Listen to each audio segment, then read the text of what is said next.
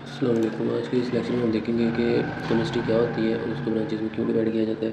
सबसे पहले तो केमिस्ट्री जो है ना, इसको पढ़ने से पहले हम देख लेते हैं कि इसको ब्रांचेज़ में क्यों डिवाइड किया जाता है। ब्रांचेज़ में इसलिए डिवाइड किया जाता है कि केमिस्ट्री एक बहुत बड़ी फील्ड है, इसको अकेले पढ़ना बड़ा मुश्किल है, ठीक है। तो इसलिए हम इसको कंबाइन कर लेते हैं, मतलब पार्ट्स में डिवाइड कर लेते हैं कि ताकि हमें इसको पढ़ने में आसानी हो, ठीक है। सबसे पहले हम देख लेते हैं केमिस्ट्री क्या होती है। इसमें आपने 3 बातें याद रखनी है। किसी भी चीज़ की प्रॉपर्टीज़ देखना। प्रॉपर्टीज़ का मतलब होता है कि आया कि इसकी प्रॉपर्टीज़ क्या है, मतलब कि अगर हम इसको गर्म करेंगे तो इसका बॉइलिंग पॉइंट कितना होगा। अगर हम इसको पिघलाना चाहेंगे तो कितने टेम्परेचर के ऊपर पिघलेगी, मतलब मेल्टिंग पॉइंट कितना होगा। फिजिकल से मुराद ये भी है कि इसका कलर कैसा होगा, ठीक है, दिखता कैसा वो सॉरी हाँ कलर कैसा होगा, ठीक है। ये सारी चीज़ें इसकी प्रॉपर्टीज़ में आएंगी किसी भी सब्सटेंस की। हम देखें कंपोजिशन, मतलब कोई भी चीज़ है या कंपाउंड है या केमिकल है, वो किन चीज़ों से मिलकर बना है और उसके बाद स्ट्रक्चर है वो दिखता कैसा है, ठीक है। ये चीज़ें हम सारी केमिस्ट्री के अंदर देखेंगे। मिसाल के तौर पर अगर आप हाइड्रोजन देखते हो, एक एटम है ना जो कि पीरियोडिक टेबल में पहले नंबर पर पाया जाता है, ठीक है। ये हाइड्रोजन है। अब इसका एटॉमिक नंबर कितना होगा। एटॉमिक नंबर से मुराद है इसमें इलेक्ट्रॉन कितने होंगे, मतलब ये जो ग्रीन वाला सर घूम रहा है ना इलेक्ट्रॉन, ये कितने पाए जाएंगे हर एटम के अंदर वो। उसके बाद एटॉमिक मास कितना होगा, वजन कितना होगा इसका, गैस होगी, लिक्विड होगी, सॉलिड होगी, कलर कैसा होगा, ये सारी इसकी प्रॉपर्टीज़ में आएगा, ठीक है। कंपोजिशन से मुराद ये है कि आया कि जो हाइड्रोजन है या फिर कोई भी कंपाउंड है वो किन चीज़ों से मिलकर बना है। मतलब इसके अंदर एक प्रोटियम है, इसको ड्यूटेरियम भी कह सकते हैं, ठीक है, ट्रिटियम भी हो सकता है। वो किस बुनियाद पे कि इसमें नंबर ऑफ न्यूट्रॉन कितने पाए जा रहे हैं, ठीक है।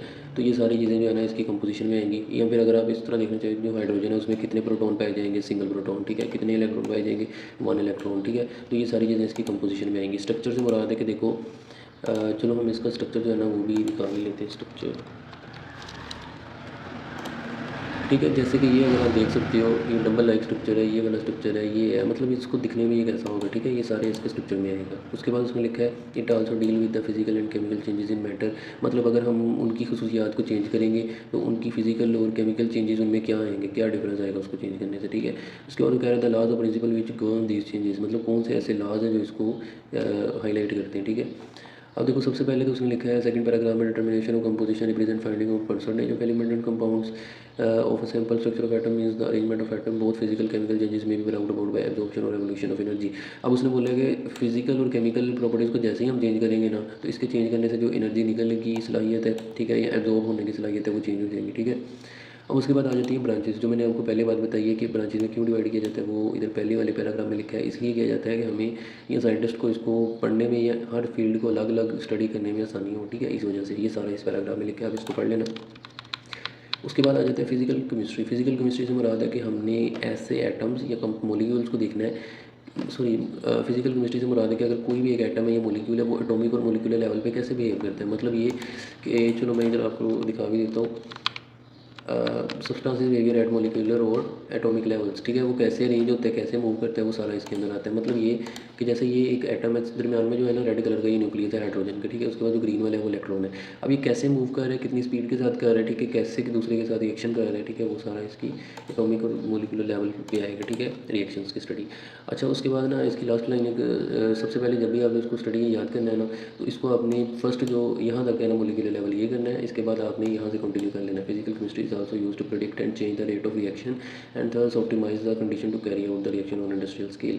अब वो कह रहा है कि फिजिकल केमिस्ट्री अगर हम स्टडी करें ना, इसको स्टडी करने से हमें किसी भी रिएक्शन को प्रेडिक्ट, मतलब उसको चेक करना आ जाता है। और दूसरा हमें आ जाता है कि उसका रेट ऑफ रिएक्शन क्या है, मतलब कितनी स्पीड के साथ रिएक्शन हो रहा है। अगर हम उसको चेंज करते हैं, कैसे उसको चेंज करेंगे कि रिएक्शन की स्पीड जो है ना वो तेज़ हो जाए, ठीक है। अगर हम उन रेट को या कंडीशंस को ऑप्टिमाइज़ करेंगे या यूज़ करेंगे तो हमारा जो रिएक्शन की स्पीड है वो जल्दी हो जाएगी, ठीक है। इस वजह से जो इंडस्ट्रीज़ में चीज़ें, अगर हम इस फील्ड को पढ़े होंगे, ठीक है, तो हमें पता होगा कि हमने इस चीज़ को कैसे इसकी प्रोडक्शन को इंक्रीज़ करना है, ठीक है। उसके बाद इनऑर्गेनिक केमिस्ट्री आ जाता है। इससे मुराद होता है कि हमने किसी भी कंपाउंड की सिंथेसिस, उसको बनाने का तरीका, कंपोजिशन, वो किन चीज़ों से मिलकर बना है, प्रॉपर्टी, स्ट्रक्चर ऑफ एलिमेंट, हमने उन चीज़ों की स्टडी करनी है जिनमें कार्बन और हाइड्रोजन नहीं पाए जाते, ठीक है। मतलब ऐसा कंपाउंड हमने सामने रख लेना है, ठीक है, उसको जिसमें कार्बन और हाइड्रोजन नहीं है, और उस कंपाउंड की हमने बनने का तरीका, वो किन चीज़ों से मिलकर बनना है, कि किन एटम्स के साथ, एलिमेंट्स के साथ, उसकी खसूसियात और उसको दिखने, मतलब स्ट्रक्चर जो दिखता है वो कैसा दिखता है, वो हमने स्टडी करना है, वो इनऑर्गेनिक केमिस्ट्री में आएगा, ठीक है। अच्छा, उसने बोला है कि जो इनऑर्गेनिक कंपाउंड्स हैं ना, कार्बन और हाइड्रोजन के अलावा होंगे ना, तो उसने बोला है कि उनके अलावा मेटल भी हो सकते हैं, नॉन मेटल भी हो सकते हैं, मिक्सचर ऑफ दीज, इन दोनों को मिला के अगर कोई कंपाउंड है वो भी हो सकता है, साल्ट, एसिड और बेसिस भी हो सकती है, ठीक है। अब इसका क्या मतलब है कि मेटल, नॉन मेटल, अगर पीरियोडिक टेबल में देखते हो ना, ये फर्स्ट लाइन ऐसे नीचे को और ये सेकंड लाइन, इन दोनों लाइन्स को हम बोलते हैं मेटल्स, ठीक है। अगर इसकी निस्बत आप इधर वाला पूरा ब्लॉक देखते हो ना, यहाँ से लेके यहाँ तक, मतलब ये वाला सारा ब्लॉक, इसको हम कहते हैं नॉन मेटल्स। वो कह रहा है कि कार्बन और हाइड्रोजन के अलावा इनमें से कोई भी एटम हो सकता है और इनकी हम सिंथेसिस, ठीक है, इनका कंपोजिशन, प्रॉपर्टी, स्ट्रक्चर सारा कुछ इसमें इनऑर्गेनिक में स्टडी करते हैं, ठीक है। इनऑर्गेनिक से मुराद है कि हमने ऐसे कंपाउंड्स की ये सारी चीज़ें स्टडी करनी है जो हमने पिछले वाले इनऑर्गेनिक में पढ़ी है। सिंथेसिस, कंपोजिशन, ये सारी हमने ऐसे कंपाउंड्स की करनी है जिनमें कार्बन और हाइड्रोजन पाया जाए, ठीक है। हमने ऐसे कंपाउंड्स के बारे में स्टडी करनी है जिनमें ये वाला हाइड्रोजन पाया जाए और ये वाला कार्बन पाया जाए, ठीक है। तो उनको हम कहेंगे ये ऑर्गेनिक केमिस्ट्री की फील्ड में आएंगे। उसके बाद आ जाता है इन्वायरमेंटल केमिस्ट्री। इन्वायरमेंटल केमिस्ट्री सबसे पहले तो ये है कि साइंटिफिक स्टडी है, ये तो आपको पता है कि केमिस्ट्री की ब्रांच ही साइंटिफिक है, ठीक है। और उसके बाद chemical and biochemical phenomena data कर इन दिस प्लानट। अब इस हमारे अर्थ पे जितने भी रिएक्शन हो रही हैं, इस प्लानट में जितने भी रिएक्शन हो रही हैं, ठीक है, तो उसको हम किस में स्टडी करेंगे, इन्वायरमेंटल केमिस्ट्री। इन्वायरमेंटल से भी आपको इसके वर्ड से पता चल जाएगा, इन्वायरमेंट के अंदर जितने भी केमिकल बायोकेमिकल रिएक्शंस हो रही हैं, ठीक है, वो सारे हम इस फील्ड में स्टडी करेंगे।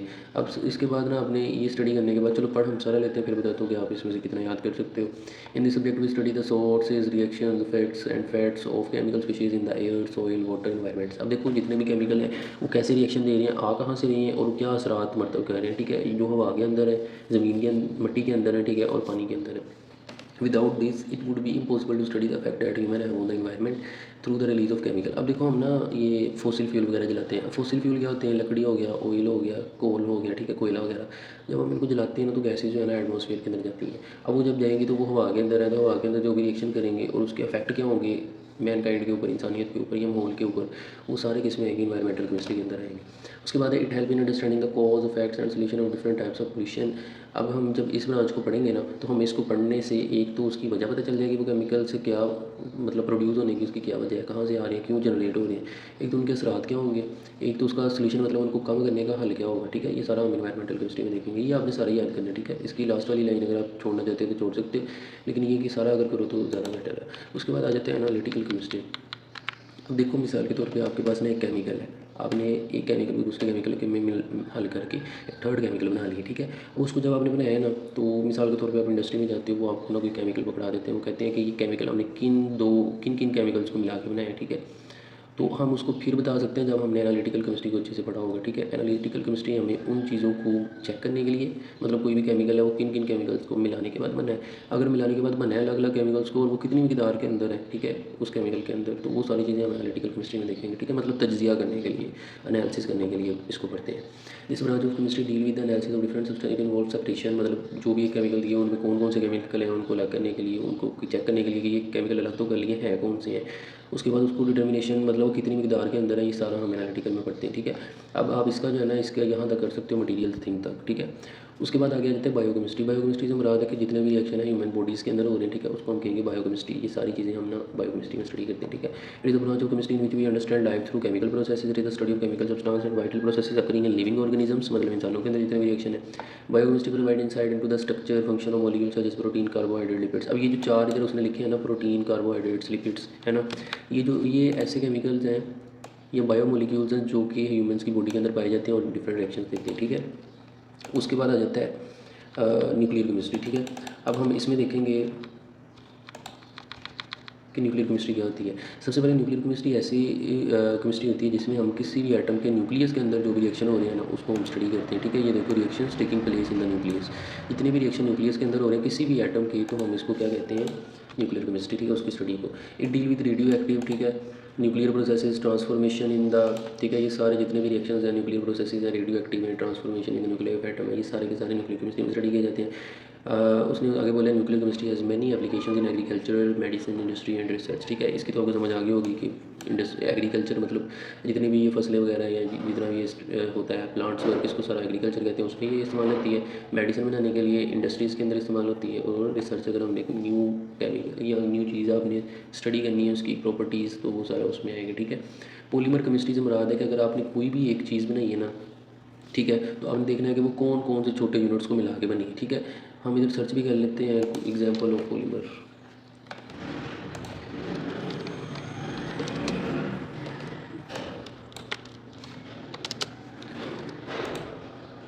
देखो मिसाल के तौर पे ये वाला मैंने एक कंपाउंड ले लिया, ठीक है, ये वाला। अब देखो इसको ऐसे ही देख लेते हैं कि ये वाला जो कंपाउंड है ना, अब ये एक जैसे कि आपके पास मोनो यूनिट है, ये दूसरा वाला यूनिट है इधर से इतना, और ये आगे तीसरा यूनिट है, ठीक है। चलो मैं इधर आपको हाईलाइट करके भी दिखा देता हूँ कि मैं क्या कहना चाह रहा हूँ। ये फर्स्ट जो है ना इधर तक ये एक यूनिट है, उसके बाद ये सेकंड यूनिट है, और ये वाला थर्ड यूनिट है। इसको भी आप बोलोगे मोनोमर है, इसको भी बोलोगे मोनोमर है, इसको भी बोलोगे मोनोमर है, लेकिन जब इन सबको लिंक कर दोगे तो ये एक पॉलीमर बन जाएगा, ठीक है।